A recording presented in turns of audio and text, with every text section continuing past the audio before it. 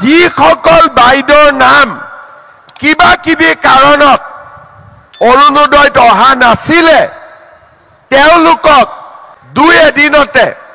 Orunodoi form আপোনালোকৰ ওচৰত গৈ পাব আপোনালোকে ফিল আপ কৰি আমাক ডাইৰেক্টলি পঠাই দি ডিসি তাত নগলে হ'ব আপোনালোকৰ নাম ইয়াত আমি ডাইৰেক্টলি বেংক একাউণ্ট দি ভৰাই দিম কাকো আপোনালোকে ক'ব নালাগে হ'ব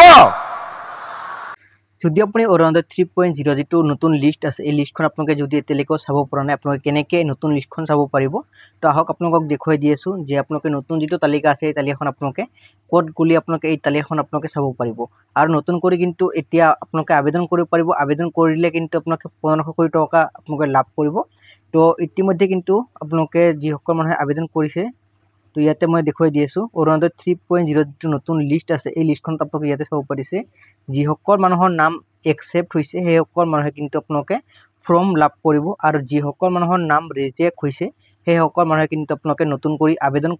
কৰিব লাগিব আবেদন কৰিলে কিন্তু আপোনালোকে 1500 কোটি টকা লাভ কৰিব জানুৱাৰী মাহৰ পৰা তো আপোনালোকে এই যিসকল মানুহে ফৰ্ম ফিল আপ কৰি কিনে জমা দিছে এই সকল মানুহে কিন্তু 17 সেপ্টেম্বৰত আপোনালোকে এই পইচাটো লাভ কৰিব তো আপোনালোকে প্ৰথমতে এই লিষ্টখন চাই লওক আপোনালোকৰ ফুড কেন্দ্ৰত আপোনালোকে এই লিষ্টখন পাই যাব